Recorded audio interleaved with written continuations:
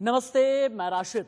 मेरे साथ है एक ऐसी शख्सियत जो सहज हैं, सरल हैं, भारतीय जनता पार्टी के नेता हैं, सांसद हैं, एक्टर हैं और सिंगर हैं। नाम मनोज तिवारी। आगे पीछे और ज्यादा विशेषण खर्च नहीं करूंगा क्योंकि परिचय के मोहताज नहीं है। मनोज तिवारी मेरे साथ लाइव जुड़े हुए हैं। मनोज जी, सबसे पहले तो बहुत बहुत धन्यवाद, बहुत बहुत शुक्रिया आपका अपना बेशकीमती समय इंडिया न्यूज को देने के लिए। पहला सवाल मेरा ये होगा कि मनोज तिवारी का दिल अभी कैसा है? मैंने इसलिए पूछा क्योंकि मनोज जी का दिल जो है बॉलीवुड के लिए, भोजपुर के लिए, फिल्म इंडस्ट्री के लिए धड़का करता है, लेकिन अभी जितना बड़ा झटका लगा हुआ है, जितने विवाद जुड़े हुए हैं, इसीलिए मैंने ये सवाल किया कि मनोज जी का दिल अभी कैसा है, क्या व्यथित है?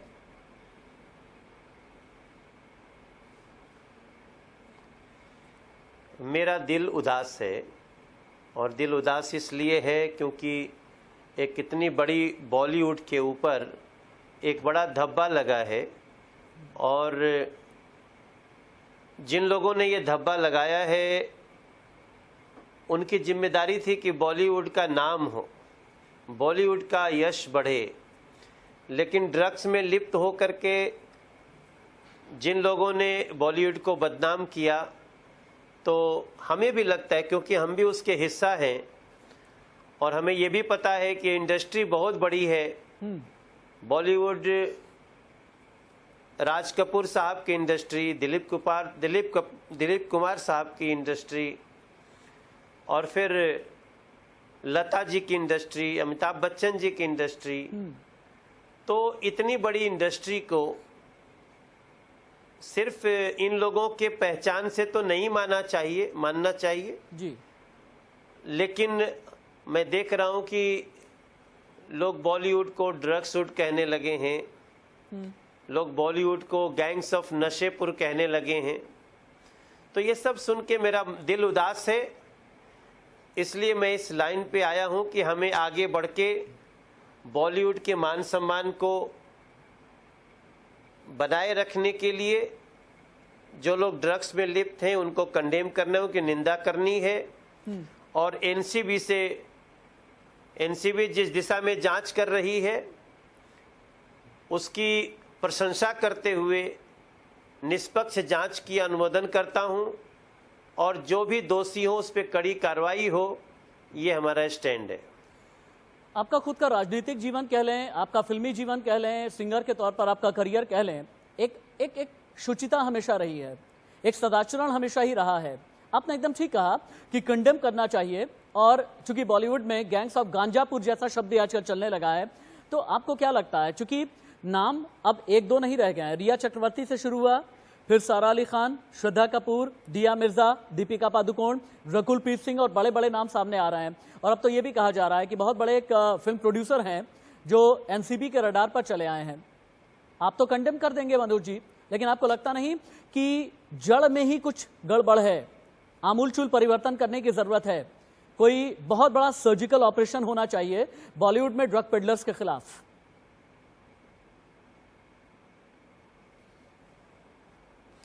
निश्चित रूप से होना चाहिए।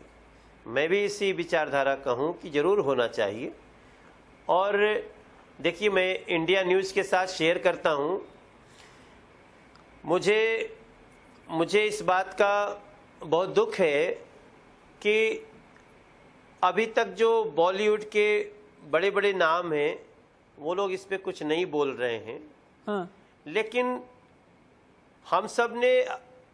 हम भी उसी के एक अंग हैं और भी कई लोग हैं जिन्होंने आवाज़ उठाई भी है। रवीना टंडन जी ने आवाज़ उठाई है और हमें दुख इस बात का है कि कई लोग हमें मैसेज कर रहे हैं बॉलीवुड से कि मनोज, क्या हम लोग मरने के बाद एक नशेड़ी बॉलीवुड का परिचय लेके जाएंगे? तो ये लाइनें हमारे दिमाग में कौंध रही है। मनोज जी, मुझे ये समझ में तो आ रहा है कितने लोगों को ये सदमा, जो 30-30, 40-40 वर्षों से काम कर रहे हैं, उनका ऐसा दर्द है। तो इसीलिए मैं बोल रहा हूं, देखो, अपराधी होता है। अगर किसी कम्युनिटी का, किसी भी संस्था का कुछ लोग अपराधी है तो सारी संस्था अपराधी नहीं होती है। ठीक कह रहे हैं। इसलिए बॉलीवुड है, बॉलीवुड को ही इन लोगों को कंडेम करना चाहिए, यहां तक कि इनके ऊपर कड़ी कार्रवाई हो अगर दोषी हैं तो। लेकिन इसके लिए बॉलीवुड को ही आगे आना चाहिए। जानते हैं मनोज जी, बहुत अच्छी बात कही आपने कि बॉलीवुड को ही आगे आना चाहिए। दो विरोधाभास हैं इसमें। बॉलीवुड में जो आगे आता है बीएमसी उसका दफ्तर तोड़ देती है, बॉलीवुड में जो आगे आता है उस पर हमला तक किए जाने की कोशिश की जाती है, बॉलीवुड में जो आगे आता है उसे लेकर के एक बड़ी पॉलिटिकल पार्टी अपने मुखपत्र में लिखती है उखाड़ दिया। और हाँ, जिन लोगों को वाकई में आगे आना चाहिए वो लोग ये कहते हैं जिस थाली में खा रहे हैं उसी में छेद कर रहे हैं।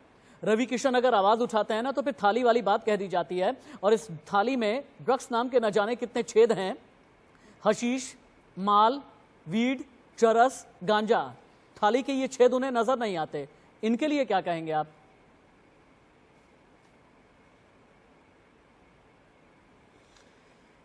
देखिए, रवि किशन ने बहुत ही महत्वपूर्ण मुद्दे पे लोगों का ध्यान आकर्षित किया है, और रवि किशन के उठाए मुद्दे के साथ ही रहना चाहिए था बॉलीवुड को। जया बच्चन जी ने जो स्टेटमेंट दिया, मुझे लगता है वो बहुत बड़ी हैं, वो सम्मानित हैं, लेकिन उन्होंने स्टेटमेंट देने में जल्दी कर दी। अब आज जो स्थिति आ रही है, ये जो ड्रग्स की थाली है, ऐसी थाली में जब तक छेद नहीं होगा सफाई कैसे होंगे? तो ड्रग्स की थाली को कोई बचा के रखना चाहे वो भी अच्छा नहीं है। बल्कि मैं तो इसीलिए कह रहा हूं कि बॉलीवुड के और कई लोगों को आगे आकर के इसको कंडेम करना चाहिए, न कि उनको बचाना चाहिए। क्योंकि ये जो कुछ लोग जो ड्रग्स में लिप्त हैं, ये इन्हीं का नुकसान नहीं होने वाला है। जो पूरे देश के युवा इनको फॉलो करते हैं, उनके दिमाग पे क्या असर होगा? ठीक है, आने वाले समय में बॉलीवुड से जो लोगों को सम्मान से बुलाया जाता था, अब उनको देखते ही लोग उनको ड्रग्स से जोड़ के देख रहे हैं। तो ये सारी चीजें, अपने घर में आग लग गई है तो घर की आग बुझाने के लिए सबको आग आना चाहिए। क्योंकि एक कमरा में बुरा आदमी है, एक कमरे में अच्छा आदमी है, तो आग वो अच्छा बुरा नहीं देखेगी, आग तो सबको जलाएगी। इसलिए हम चिंतित हैं और इस पे निष्पक्ष जांच और कड़ी कार्रवाई की अनुशंसा करते हैं। नहीं, आग, आप ठीक कह रहे हैं कि आग को बुझाने के लिए आगे आना चाहिए, लेकिन कहते हैं ना कि जिनके घर खुद शीशे के बने होते हैं वो दूसरों के घरों पे पत्थर नहीं मारा करते। एक बात ये बताइएगा, एक और चीज कही जाती है, कहते हैं क्योंकि बॉलीवुड में आपको कैमरा फेस करना है, करोड़ों दर्शकों को फेस करना है, बड़े बड़े प्रोग्राम्स को फेस करना है, आपको स्टेज पर आकर के अपनी अपीयरेंस को कंपोज रखना है, तो ये भी कहा जाता है कॉन्फिडेंस ले आने के लिए, किक ले आने के लिए ये माल, हशीश, वीड, चरस, ड्रग्स, गांजा, सीबीडी ऑयल, ये सभी लेना बहुत ज्यादा जरूरी हो गया है कई लोगों के लिए। आपने तो बॉलीवुड के लिए काम किया है, आपने भोजपुर के लिए काम किया है, आपने जबरदस्त गाने गाए हैं। क्या मनोज तिवारी को भी कभी किक के लिए ऐसी चीजों को लगा कि हाँ, ऐसी भी चीजों की जरूरत होती है? आप तो बड़े कॉन्फिडेंट रहते हैं मनोज जी।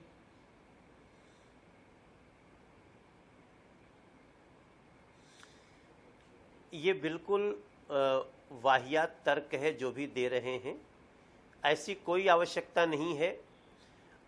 असल में समस्या कहीं और है।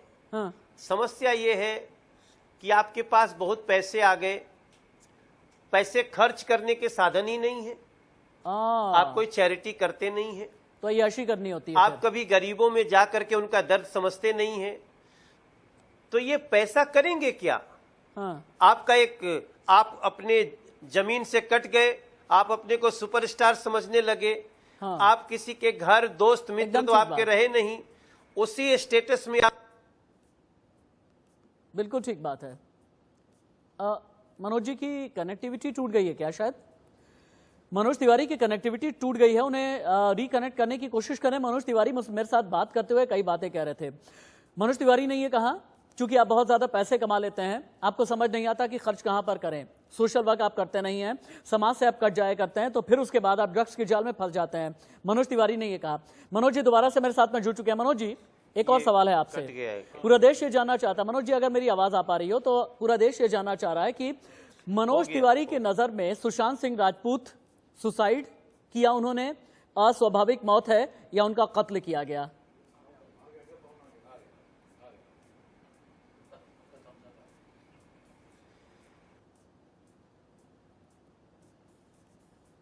मनोज जी, सुन पा रहे हैं आप मुझे?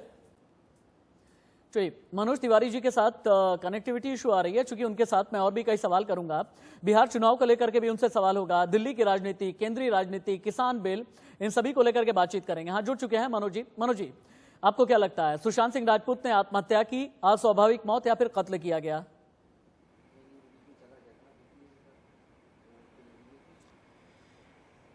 मेरा विश्वास है, जितनी बातें सुन रहा हूं, मुझे ये आत्महत्या नहीं लगती है। और हमें, मेरा मन कई प्रश्नों को, कई घटनाओं को जोड़ने के बाद लगता है हाँ। कि सुशांत सिंह राजपूत की हत्या हुई है। अच्छा, अब थोड़ा सा मैं आगे हट करके बात करता हूं, चूंकि सुशांत सिंह राजपूत के बारे में हमने बात कर ली, हमने ड्रग्स एंगल पर बात कर लिया। बिहार चुनाव को लेकर के भी आपसे बातचीत करना चाहता हूं। आपको क्या लगता है, बिहार के विधानसभा चुनाव में भी सुशांत सिंह राजपूत की जो भी अगर अस्वाभाविक मौत हुई है या फिर मर्डर की हुआ है या फिर आत्महत्या की गई है, क्या ये बिहार के चुनाव में एक मुद्दा बनने जा रहा है?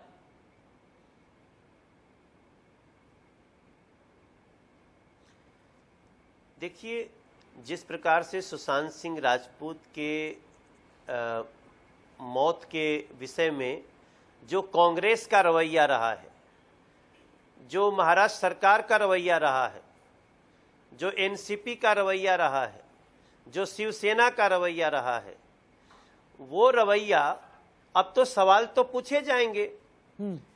85 दिन तक सुशांत सिंह राजपूत के केस में इतने सवाल उठे, लेकिन एक कॉन्स्पिरेसी का भी एफआईआर नहीं किया महाराष्ट्र सरकार ने। बिहार में एफआईआर करना पड़ा। करेक्ट। और जब बिहार के लोग जाते हैं उसकी जांच करने, तो उनको जांच करने की जगह जांच अधिकारियों को ही गाड़ी में बंद करके हटा दिया गया। अगर कोई आईपीएस ऑफिसर गया तो उसको क्वारंटीन कर दिया गया। ये सारी चीजों का, जिस प्रदेश में ये घटनाएं हुई हैं, तो उसमें तो कांग्रेस, एनसीपी, शिवसेना ये जिम्मेदार है। हाँ। तो बिहार में अगर इनमें से कोई भी चुनाव लड़ने आएगा तो ये सवाल तो बिहार का बच्चा बच्चा करेगा कि तुम लोगों ने बिहार के एक नौनिहाल के साथ, एक टैलेंट के साथ ऐसा व्यवहार क्यों किया। एकदम ठीक बात तो है। फिर तो आएगा सर, और बिहार के चुनाव रूप से पूछा जाएगा। हाँ, चूंकि बिहार पर इस देश में जो कुछ जबरदस्त गाने कुछ गाए गए हैं ना, उनमें से एक है आपके कंठ से निकला हुआ, सुनो हो बिहार के लाला, सुनो ए हजार साला, जो जबरदस्त किस्म का गाना है। बिहार को लेकर के एक चीज और पूछना चाहूंगा कि आज की तारीख में बिहार की राजनीति में जो एक नाम सबसे ज्यादा चल रहा है वो है गुप्तेश्वर पांडे। बिहार के डीजीपी वीआरएस ले लिया है। कहा यह जा रहा है कि बक्सर से एनडीए यानी जेडीयू या बीजेपी किसी भी पार्टी के टिकट पर चुनाव लड़ सकते हैं। ऐसे कोई संकेत क्या आप दे सकते हैं क्या?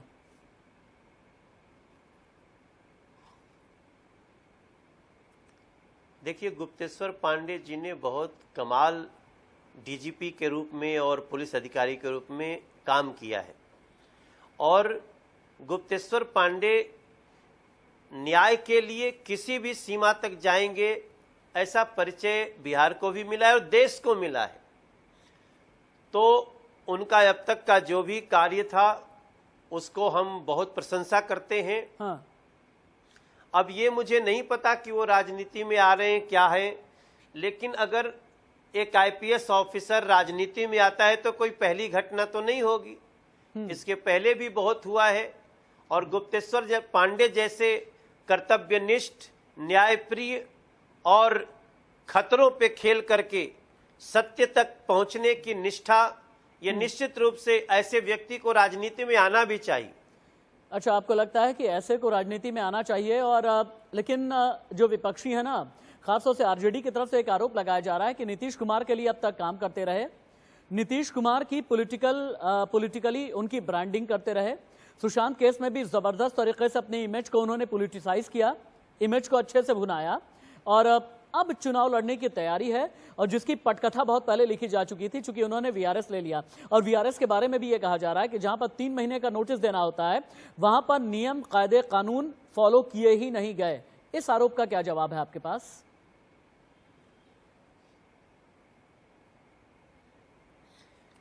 भैया, अगर गुप्तेश्वर पांडे ने सुशांत सिंह राजपूत के केस में या और केस में न्यायप्रियता दिखाई है तो कोई चारा थोड़ी खाए हैं, कोई चारा घोटाला थोड़ी करके आए हैं। उन्होंने तो अच्छा काम किया है और हर अधिकारी को अच्छा करना चाहिए। और ये जो बात कह रहे हैं कि नीतीश कुमार के लिए काम कर रहे थे, अरे भैया, पुलिस का अधिकारी कोई एक वर्दीधारी वो किसी व्यक्ति के लिए काम नहीं करता, वो अपने संविधान के लिए, अपने राज्य के लिए काम करता है। अब नीतीश कुमार जी अपने टैलेंट से, अपनी कर्तव्य निष्ठता से बिहार के मुख्यमंत्री हैं, तो निश्चित रूप से उनके कार्य, उनके मुख्यमंत्रित्व में जो भी काम कर रहा है वो बिहार के लिए काम कर रहा है। क्या है ना मनोज जी, ये आरजेडी का इस प्रकार से कहना ये बताता है कि वो लोग, जिनके घर के लोगों ने चारा खाया है, जिनकी तरफ आपका इशारा है ना, वो अब ये कहते हुए नजर आ रहे हैं कि किसान के नाम पर बेवकूफ बनाया गया, किसानों की एमएसपी छीन ली गई, किसानों की मंडियां छीन ली गई, 3 ऐसे बिल पेश कर दिए गए जो कि एक तरह से उनके डेथ वारंट पर सिग्नेचर करने जैसा है, ये बात कह रहे हैं। और जिनके घर के लोगों ने चारा खाया है, कथित तौर से वो ये कहते हैं नया जोश, नया बिहार, अब की बार तेजस्वी सरकार, इस तरह की बातें कर रहे हैं। और उनका यह भी कहना है कि एलजेपी भी नाराज है, एलजेपी जो है हमसे नाराज है, एलजेपी जीतन राम मांझी से नाराज है, जीतन राम मांझी कुछ और चाल चल रहे हैं, इस तरह की बातें कही जा रही हैं बिहार को लेकर के।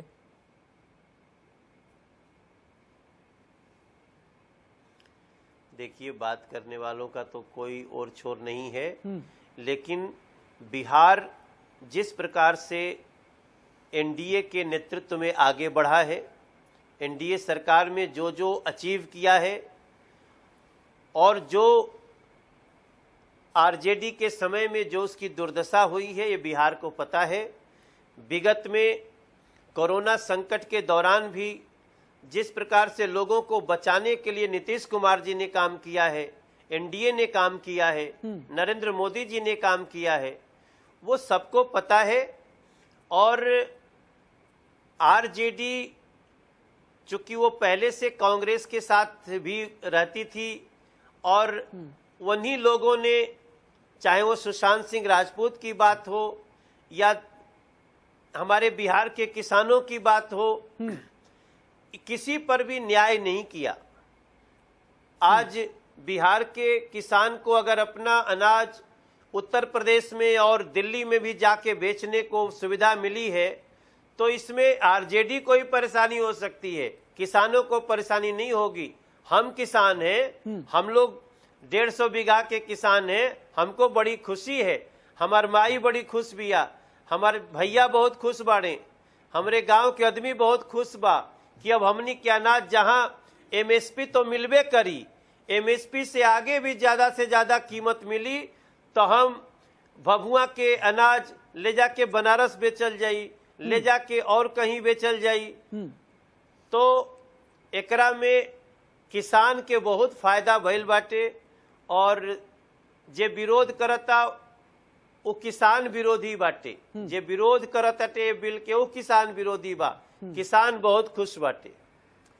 जानते हैं मनोज जी, आपकी जबान से, आपके कंठ से जब भी भोजपुरी सुनता हूं ना, मैं ही नहीं बल्कि करोड़ों लोग जब भी भोजपुरी सुनते हैं, बहुत ही मधुर लगता है। ऐसा लगता है कितनी अमृत वाणी में आप बोल रहे हैं। और इसीलिए मैंने शुरुआत यही की थी कि बहुत सहज और सरल आप रहते हैं। और चूंकि मैं इंटरव्यू के बिल्कुल अंतिम चरण में आ चुका हूं, अगर आपका मन हो, अगर मनोज तिवारी का मृदुल मन हो, तो बिहार वालों के लिए, अगर सुना हो बिहार के लाला के साथ में खत्म मैं करना चाहूं, तो क्या आप इसकी इजाजत आप देंगे आपके ही कंठ से?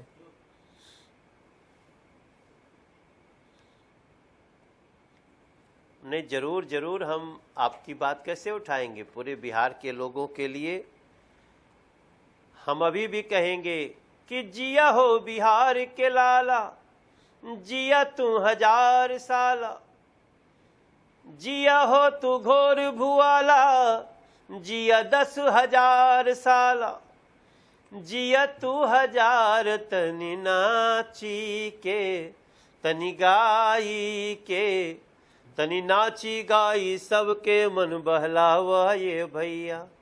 अपने कर्म से अपने माटी के मान बढ़ावा ये भैया, तनि सांस फुला के फूंकत धूल उड़ावा ये भैया, अपने बिहार के तू मान गगन लहरावा ये भैया भैया भैया।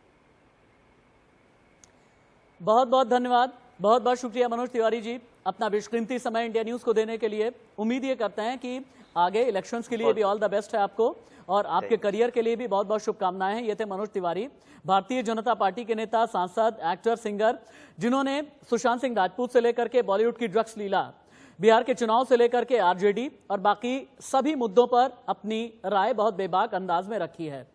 बुलेटिन में इस इंटरव्यू में फिलहाल के लिए इतना ही। बस थोड़े से इंतजार के बाद खबरें जारी हैं। बने रहिए इंडिया न्यूज के साथ। नमस्ते।